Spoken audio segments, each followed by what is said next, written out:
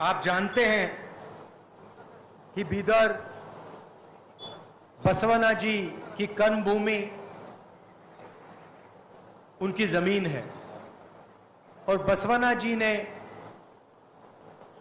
सालों पहले लोकतंत्र की बात की थी। और अगर आज हिंदुस्तान में डेमोक्रेसी है, लोकतंत्र है, तो उसकी नींव बसवना जी ने दिखाई थी। दुख की बात है कि आज हिंदुस्तान के लोकतंत्र पर बीजेपी और आरएसएस के लोग आक्रमण कर रहे हैं, हिंसा फैला रहे हैं, नफरत फैला रहे हैं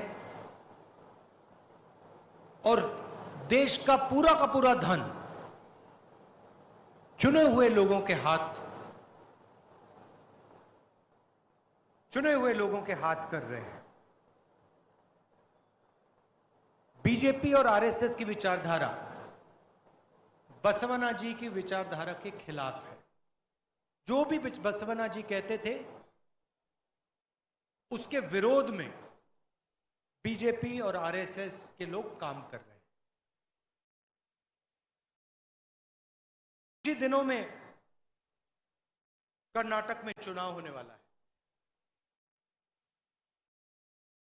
और पूरा कर्नाटक, पूरा देश जानता है कि चुनाव में कांग्रेस पार्टी जीतने वाली है और भारी बहुमत से कम 150 सीट लेकर कांग्रेस पार्टी जीतने वाली है। आप देख लेना, जो 40% कमीशन वाली सरकार है उसको 40 सीट से ज्यादा नहीं मिलने वाली है।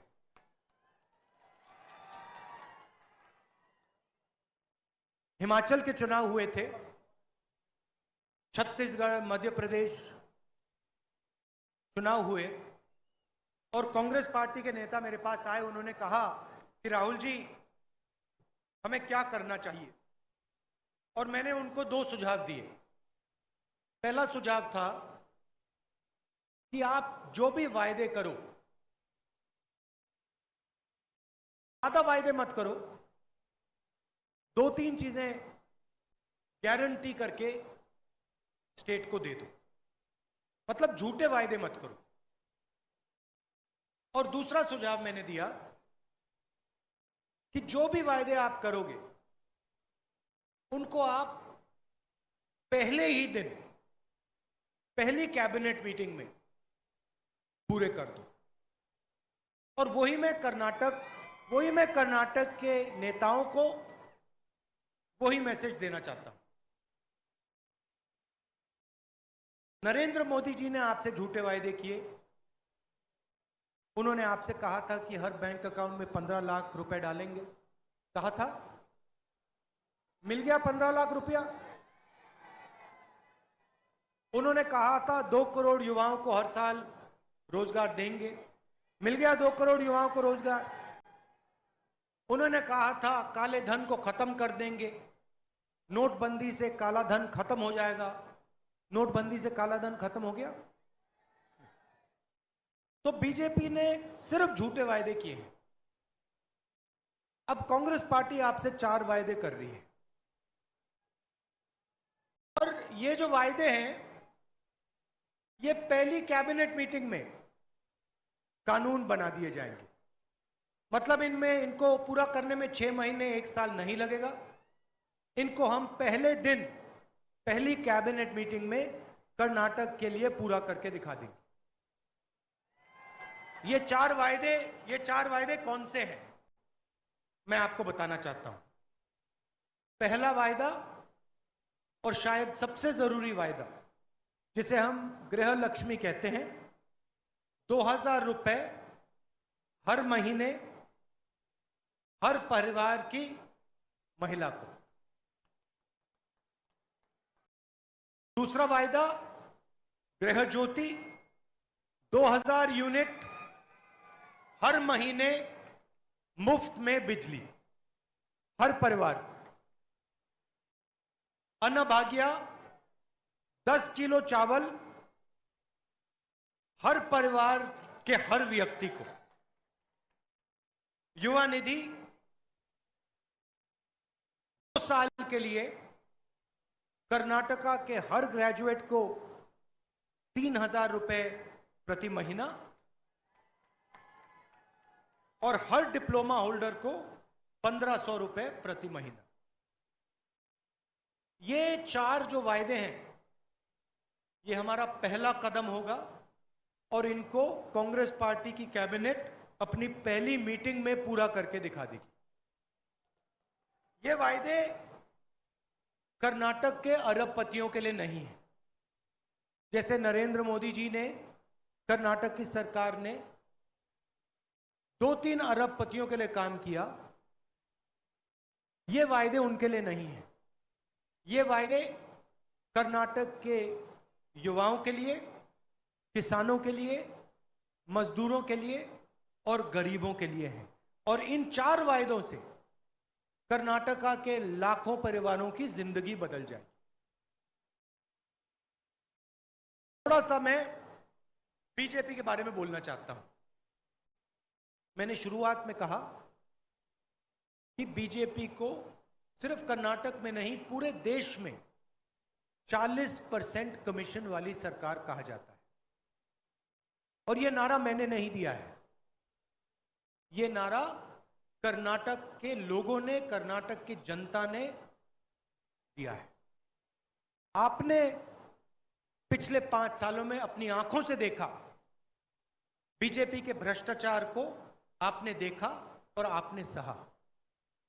प्रधानमंत्री जहां भी जाते हैं भ्रष्टाचार की बात करते हैं, मगर जब कर्नाटका के कॉन्ट्रैक्टर एसोसिएशन ने नरेंद्र मोदी जी को चिट्ठी लिखी और उन्होंने नरेंद्र मोदी से कहा, प्रधानमंत्री जी कर्नाटक में 40% कमीशन लिया जा रहा है, तो प्रधानमंत्री ने उस चिट्ठी का जवाब तक नहीं दिया।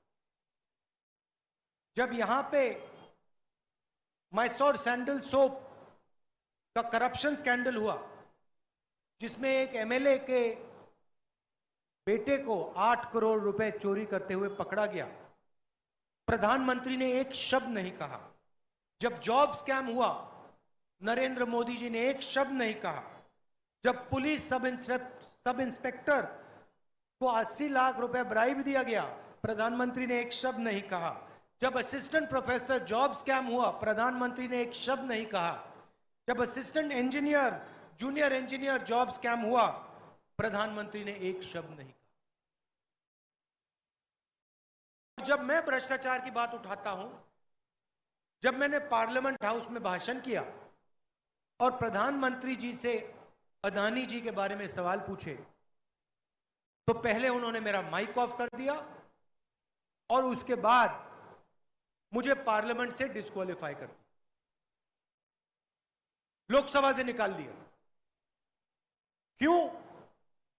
क्योंकि मैं भ्रष्टाचार के बारे में नरेंद्र मोदी जी से सवाल पूछ रहा था। 3 सवाल पूछे। मैंने पूछा कि नरेंद्र मोदी जी, आपका अदानी जी से क्या रिश्ता है?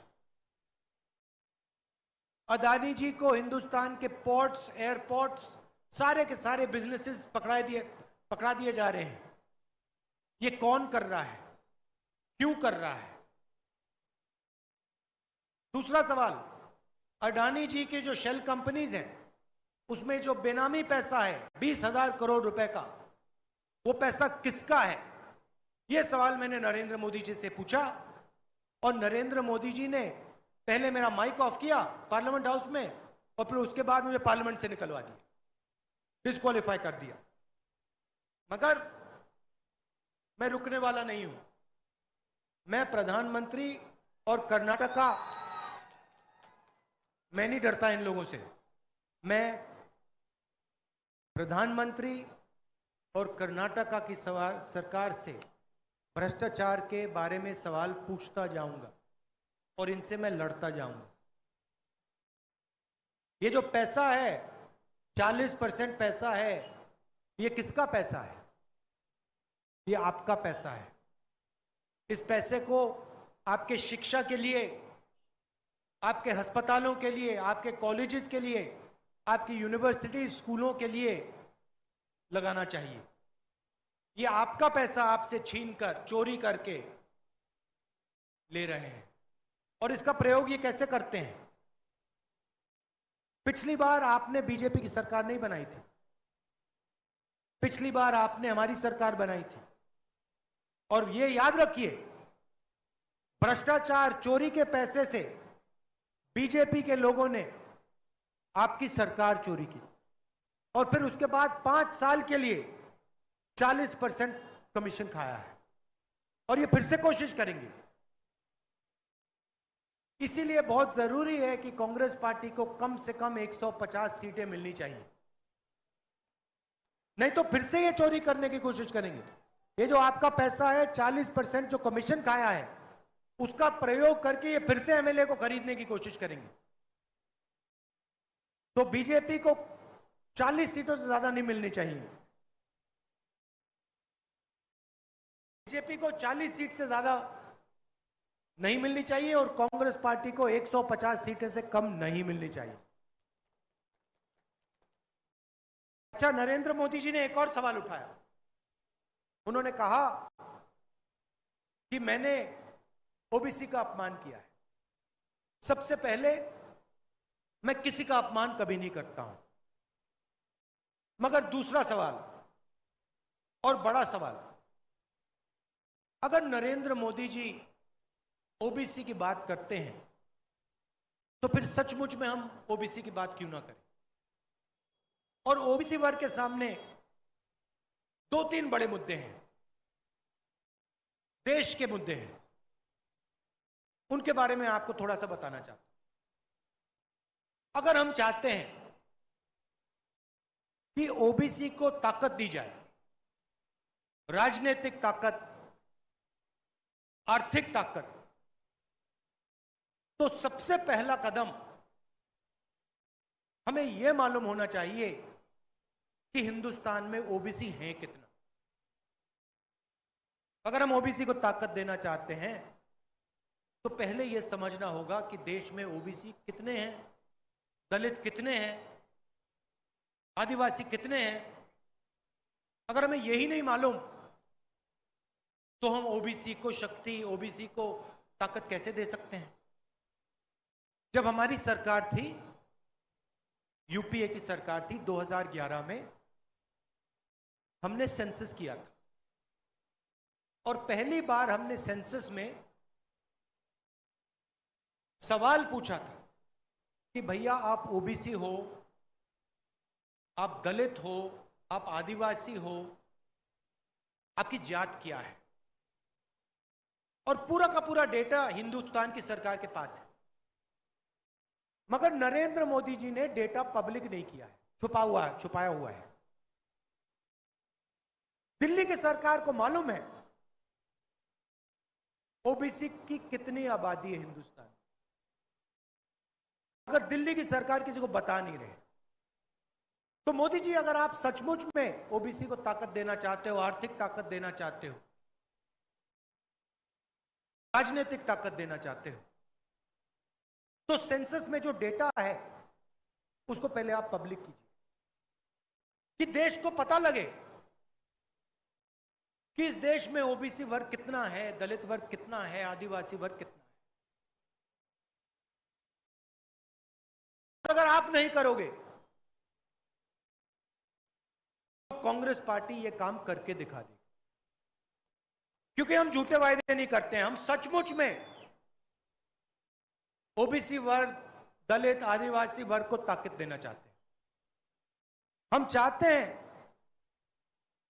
कि हिंदुस्तान के लोग, गरीब लोग, कमजोर लोग भी इस देश को चलाने में उनकी हिस्सेदारी हो। तो पहला कदम यह है, नरेंद्र मोदी जी, ओबीसी सेंसस जो है उसका डेटा आप पब्लिक कर दीजिए, देश को बता दीजिए इस देश में ओबीसी हैं कितने। दूसरा कदम, ये जो रिजर्वेशन पे 50% का कैप लगा रखा है कि देश में 50% से ज्यादा रिजर्वेशन नहीं मिल सकता, इसको आप हटाइए।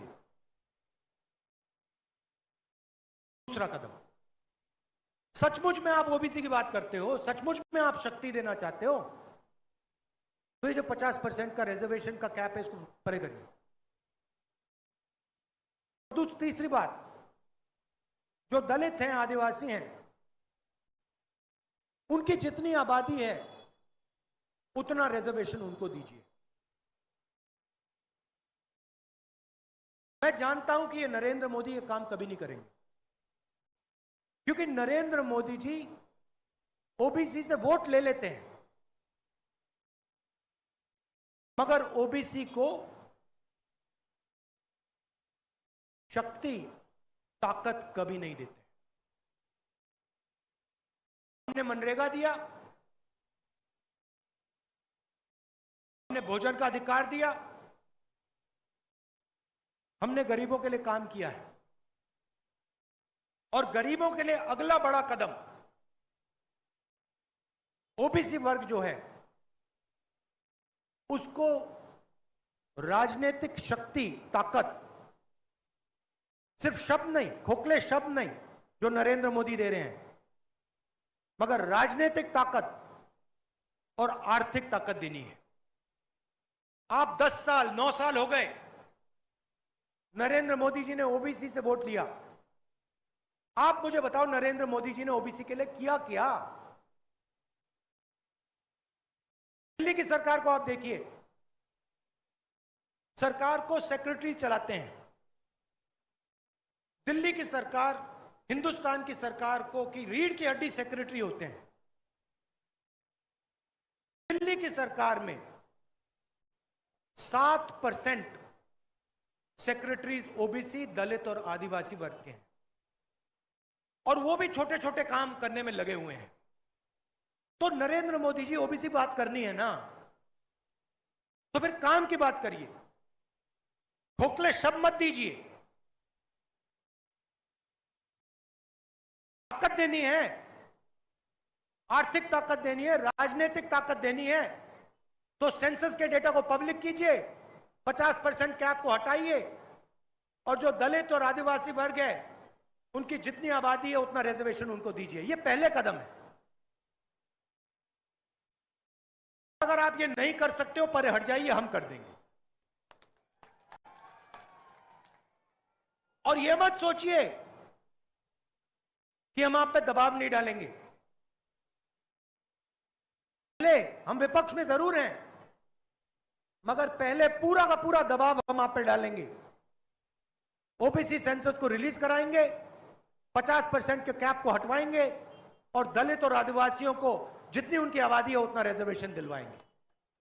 आप सब यहां आए, इसके लिए मैं आपको दिल से धन्यवाद करना चाहता हूं। हमारे कैंडिडेट हैं राजशेखर पाटिल जी, इनको भारी बहुमत से जिताइए और कांग्रेस पार्टी को कम से कम 150 सीटें दिलवाइए। बहुत बहुत धन्यवाद। नमस्कार। जय हिंद।